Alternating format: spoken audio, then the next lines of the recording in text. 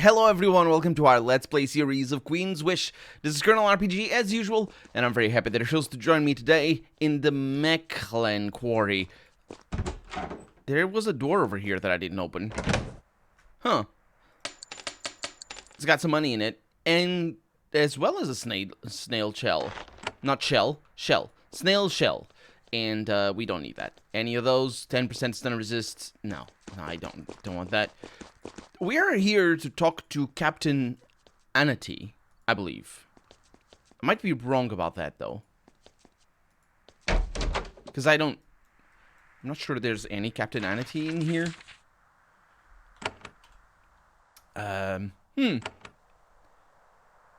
Captain Anity is kind of the leader of the Owen Rebellion's kind of army. There's many kinds in that sentence. She isn't too proud to ask you for help. Some Owen rebels have been trapped in there by Masha warriors. If you wanted to, you could break the siege. Wait, I broke the siege already.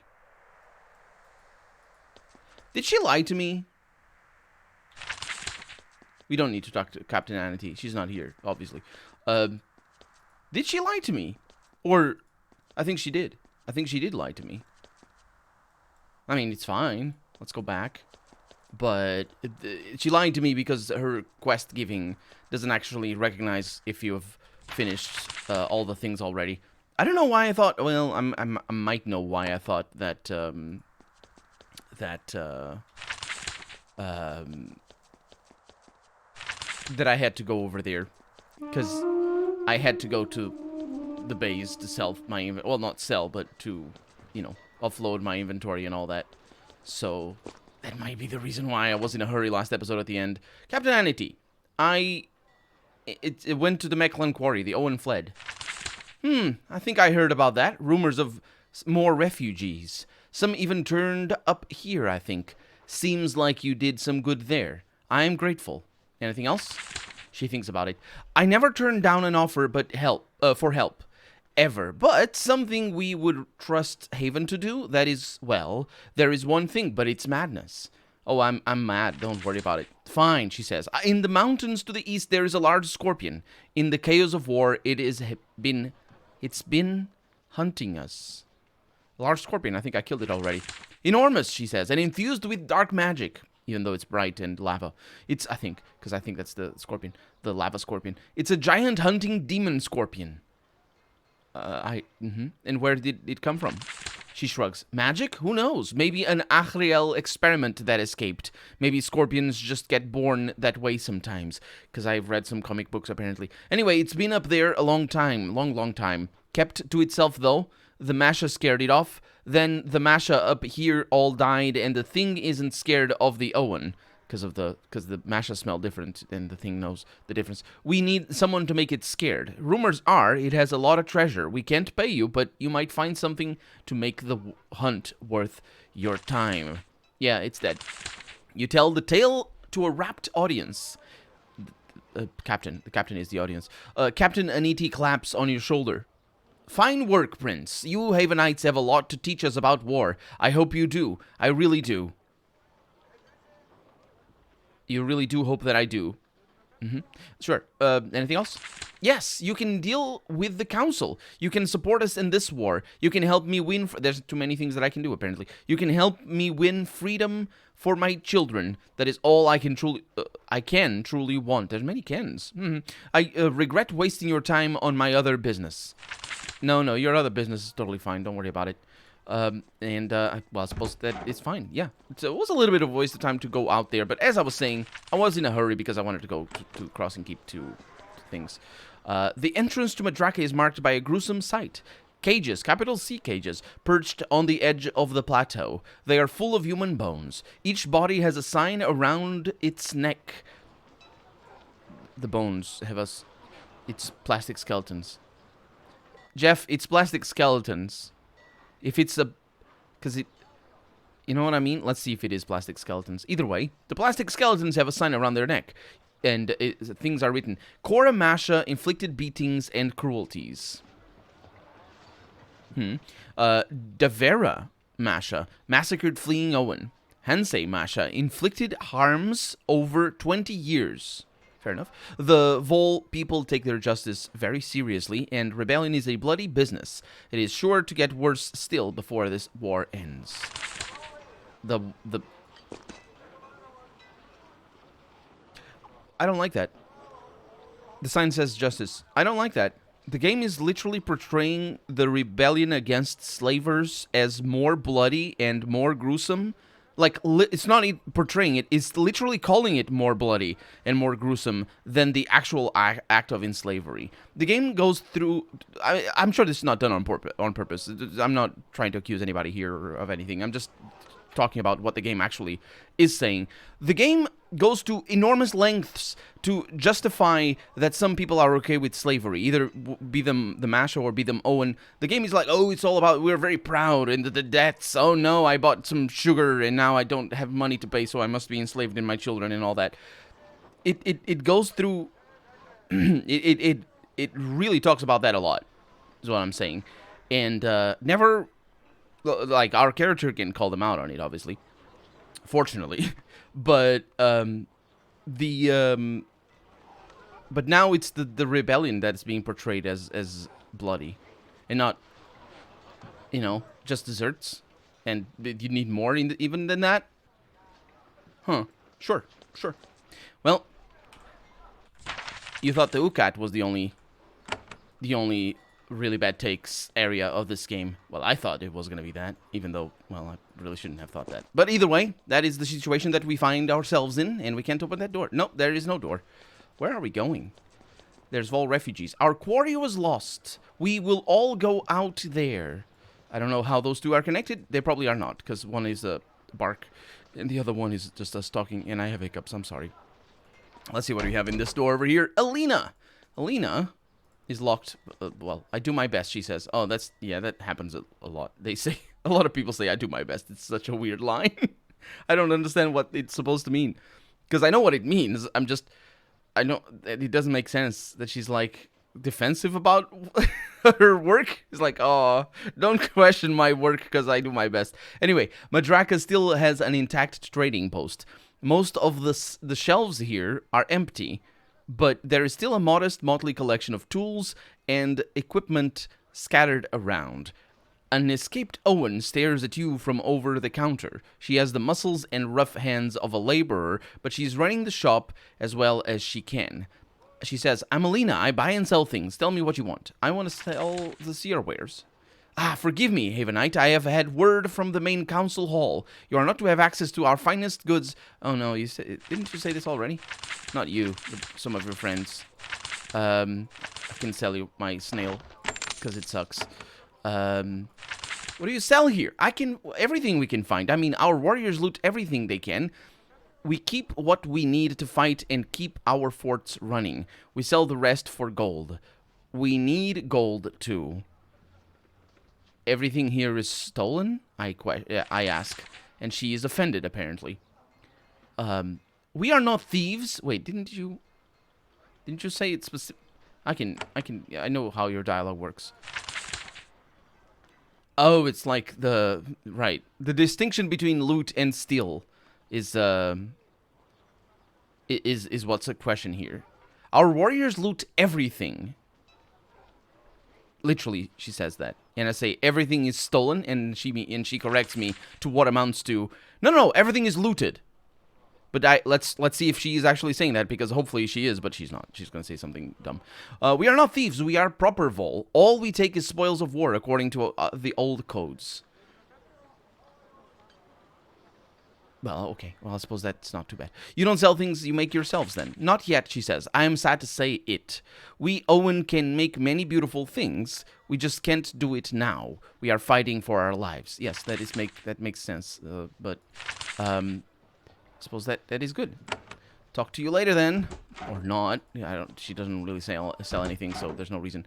We have somebody called Watas over here. The inn is a tornado of disorganization, just like the rest of Madraka. Rebels bring food in at random times. It is cooked, the food is, by whoever is standing nearby, just around. Then it is sorted. No, sorry. It is distributed, sort of, fairly. Sure. One woman one woman has taken it on herself, yes, to try to keep things under control. She takes a break from shouting, pushing, and cleaning to turn to you. And she says, "A Havenite, yes? We heard of you. I am Watas. This is the Madraka Refuge. The old name, no need to change it. For outsiders, we have a room for 5 coins, ale for 3.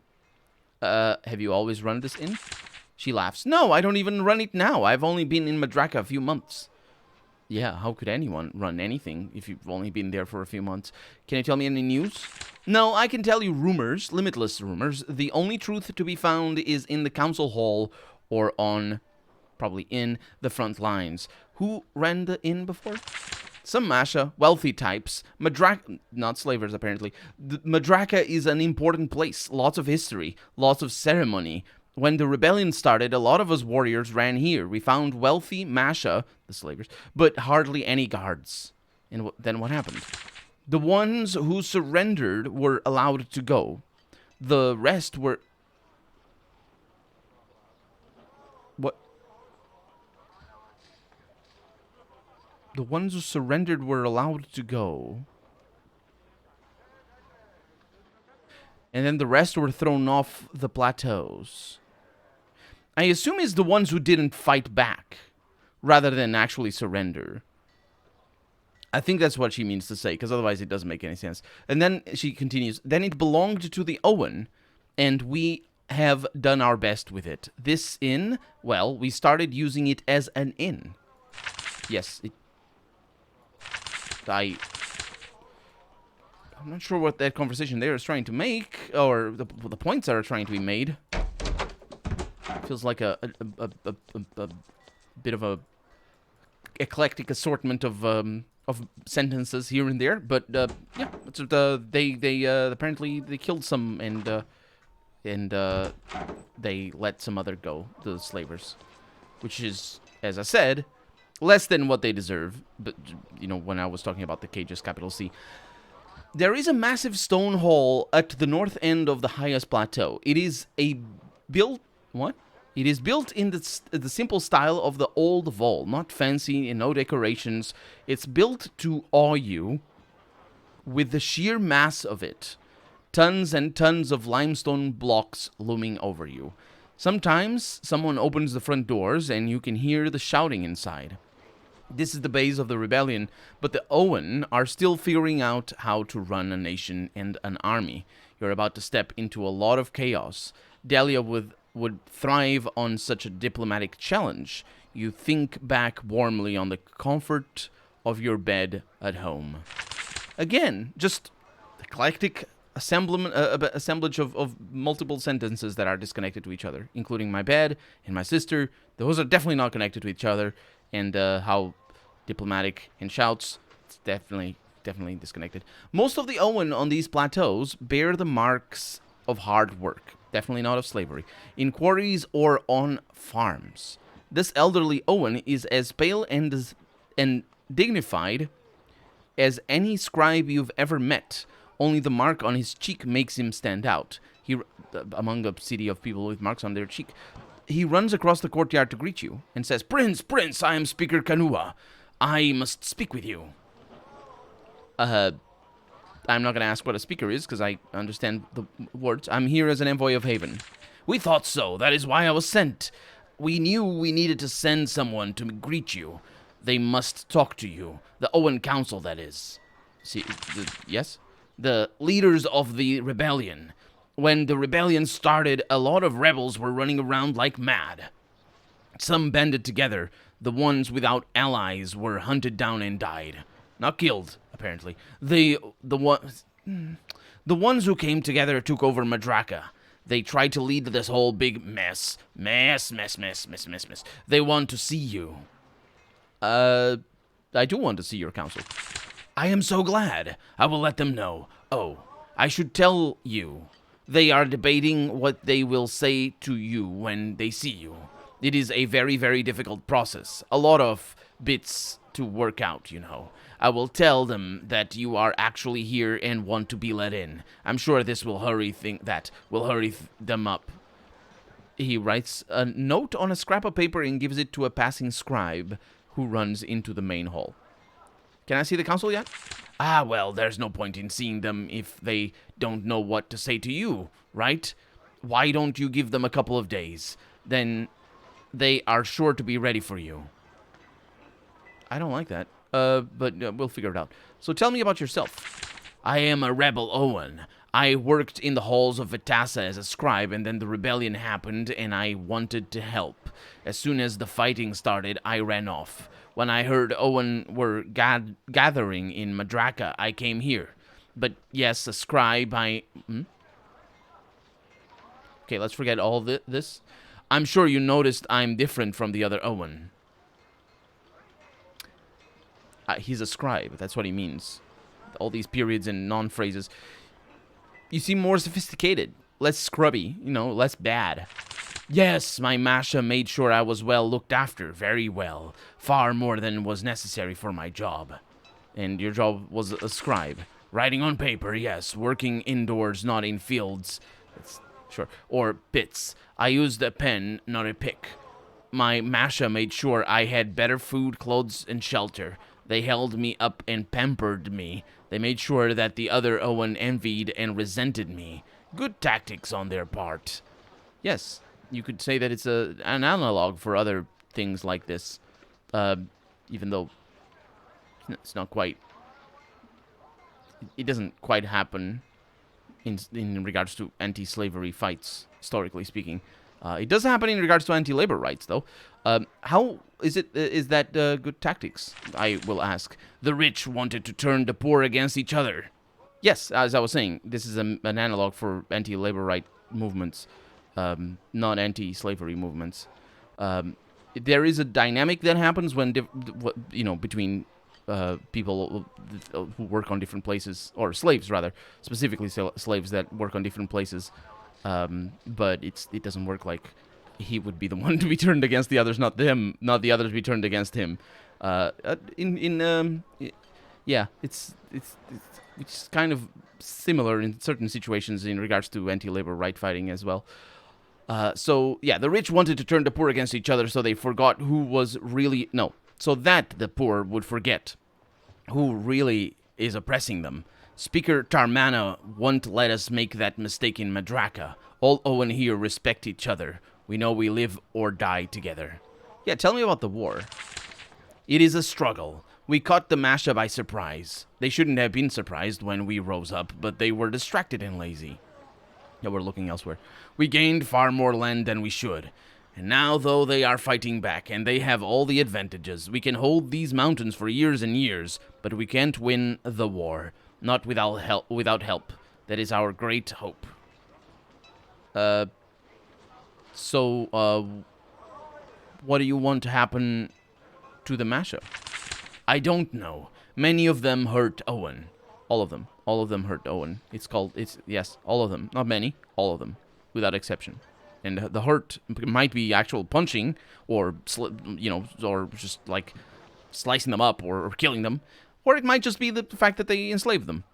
So yeah, that's also a hurt, and the biggest problem here, and the one unifying hurt as well. They need to pay, says Kanua. Others, I don't think massacres are... No, he doesn't say the word. I don't think massacres are the answer. For others, I assume is what he means to say. I don't want to help kill families. We are all Vol. The Masha just need to remember that about the people they own. What is your great hope? That we get an ally. That Haven stops supporting the Masha as they crush us. That Haven atones for its crimes by helping us be free. But then we will be vassals. Yes, I was going to say.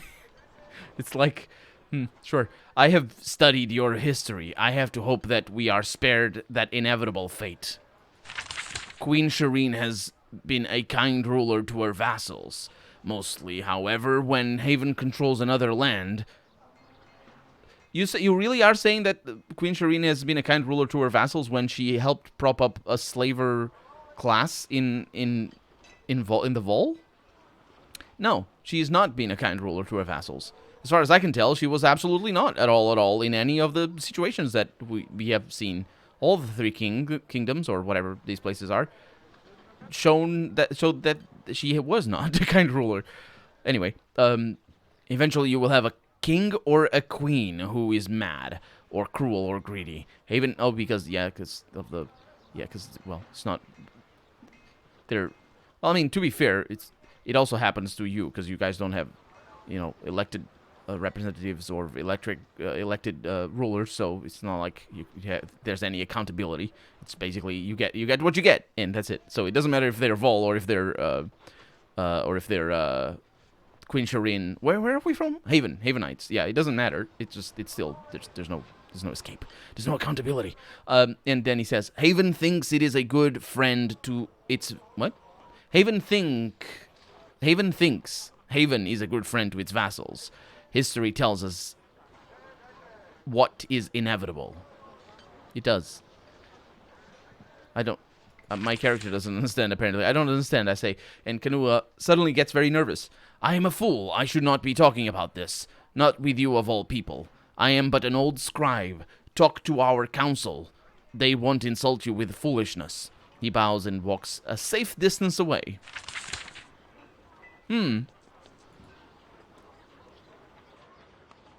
Huh. Why was I forced to say I don't understand there?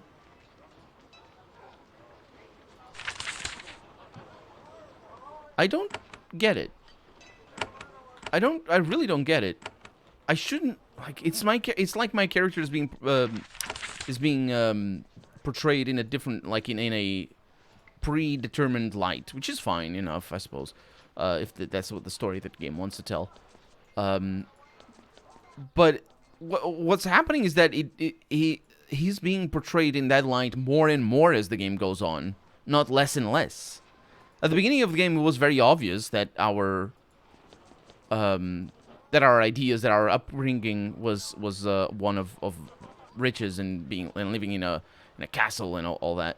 But it all throughout the game, that is mostly left aside. Apart from what the narrator says left and right regarding the Ukat, how rubbish they are.